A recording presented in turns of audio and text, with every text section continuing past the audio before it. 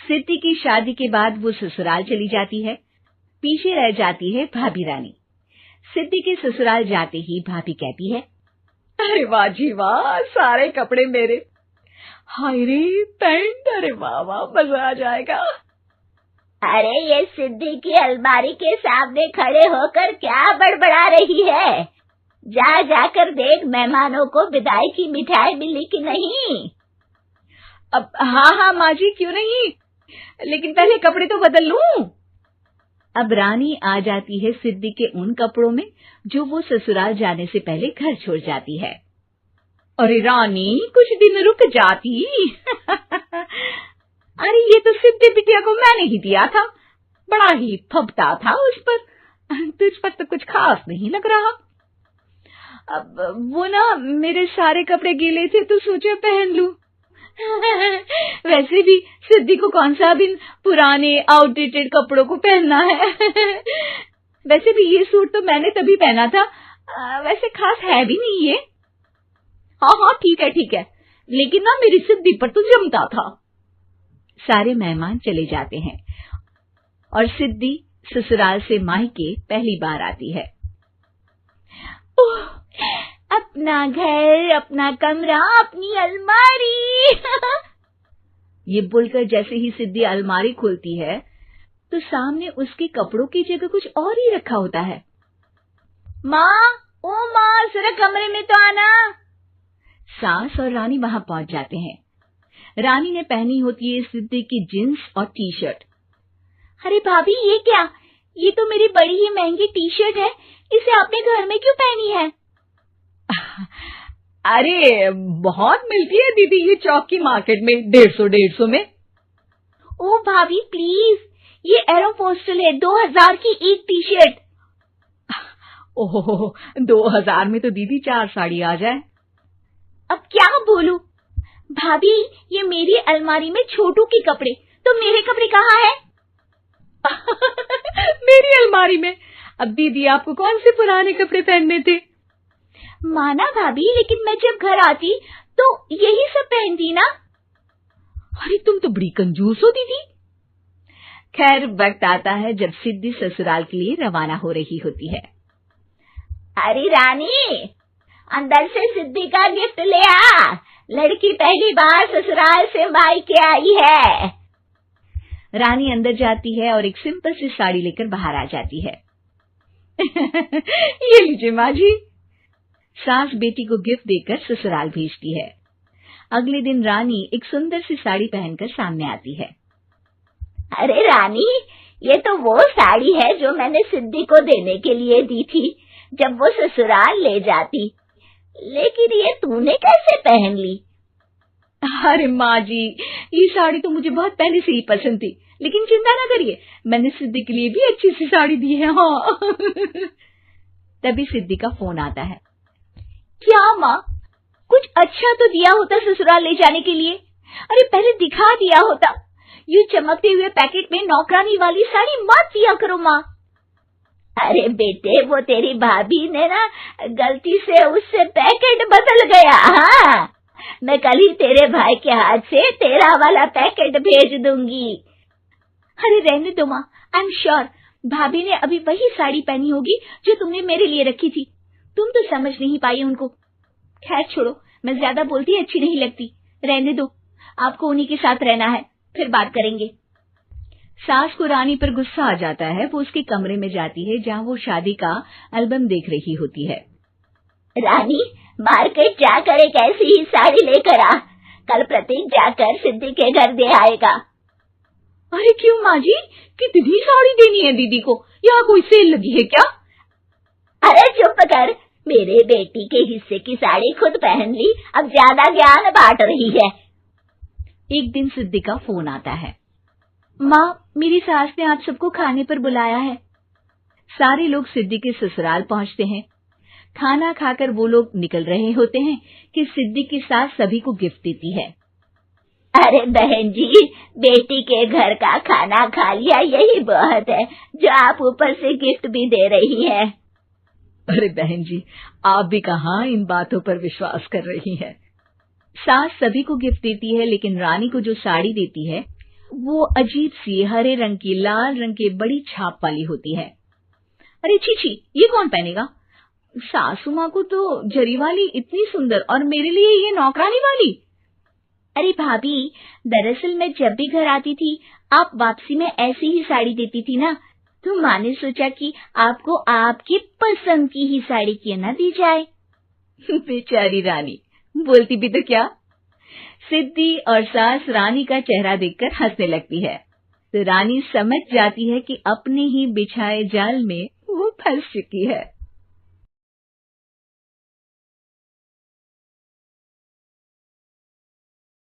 बदतमीज बहू। सभ्यता से भरपूर शास्त्री परिवार की इकलौती बेटी मोहिनी को बचपन में ही पढ़ाई के लिए विदेश भेज देते हैं, जहां से वो सालों बाद ग्रेजुएशन पूरी करके इंडिया वापस आती है, जो अब संस्कार, सभ्यता, संस्कृति जैसी चीजों से कोसों दूर होती है। एक सुबह मोहिनी शॉर्ट ड्रेस पहने, कानों में हेडफोन लगाए जोर जोर से इंग्लिश गाने गाती हुई घर में घूम रही होती है। सुबह सुबह भगवान का नाम लेते हैं, राक्षसों की तरह चिल्लाते नहीं। पॉप्स, आपको अच्छे गाने की बिल्कुल समझ नहीं है, सो ठीक है, चिल पिल।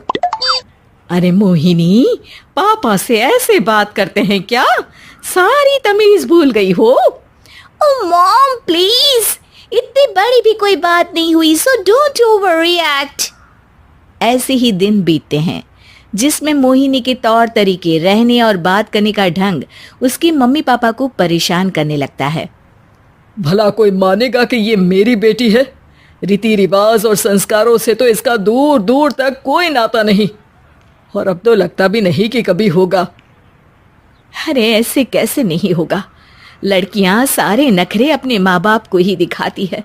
ससुराल जाकर उन्हें सब कुछ करना भी पड़ता है और मानना भी। पत्नी की बात शास्त्री जी समझ जाते हैं और कुछ ही दिनों में अपने से भी ज्यादा धार्मिक परिवार में निखिल के साथ मोहिनी का रिश्ता पक्का कर देते हैं। रिश्ता तो पक्का कर दिया, पर यहाँ मोहिनी को कैसे मनाएंगे? शादी ब्याह के मामले में आटे में नमक जितना झूठ तो चलता है जी। इसी तरह एक के बाद एक तिकड़म लगाते हुए दोनों मिलकर मोहिनी को शादी के लिए तैयार कर लेते हैं और मोहिनी निखिल की शादी हो जाती है, जिसके अगले दिन से ही मोहिनी दोबारा अपने पूरे अवतार में शॉर्ट ड्रेस पहनकर घर में घूमने लगती है। बहू को ऐसे देख सास की आंखें फटी की फटी रह जाती हैं।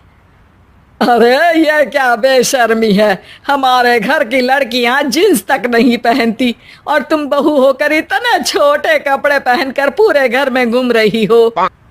सीरियसली मॉम, प्लीज आप अपनी इस 80 के दशक वाली सोच में मुझे इंक्लूड मत करो। हाय तौबा, एक तो बेशर्मी दिखाती है, ऊपर से सास के साथ जुबान भी लड़ाती है। अरे जल्दी कपड़े बदल कर आ, घर की पहली आरती तुम्हें ही करनी है। इतनी देर में निखिल भी वहां आ जाता है।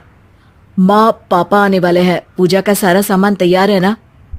ये पूजा हमेशा मेरे बॉयफ्रेंड्स के पीछे पड़ी रहती थी और अब हस्बैंड के पीछे भी आ गई। मोहिनी की बातें सुन सास तो अपना सिर पकड़ लेती है, लेकिन निखिल किसी न किसी तरह उसे पूजा के लिए कन्विंस करके कपड़े चेंज करने के लिए भेज देता है, जिस पर पूजा खत्म होने के बाद वो एक बार फिर अपनी शॉर्ट ड्रेस में आ जाती है। बहू, ये क्या तरीका है? संस्कार नाम की कोई चीज है या नहीं? नहीं ससुर जी, संस्कार मेरा दूसरा बॉयफ्रेंड था, अब तो मेरा उससे कोई कांटेक्ट नहीं है। मोहिनी का जवाब सुन के ससुर तो भगवान नाम जपते वहां से चले जाते हैं, लेकिन सास बहू के बीच कहासुनी फिर शुरू हो जाती है, जिसे इग्नोर करते हुए मोहिनी घर से बाहर चली जाती है और देर रात घर वापस आती है। मोहिनी, मैं जानता हूँ कि तुम विदेश में रही हो और तुम्हें वहीं की आदत है, पर यहाँ चीजें कुछ अलग है। अगर तुम उस हिसाब से कुछ एडजस्ट कर लो तो सबके लिए सही हो जाएगा। I am not in a lecture mood. Good night.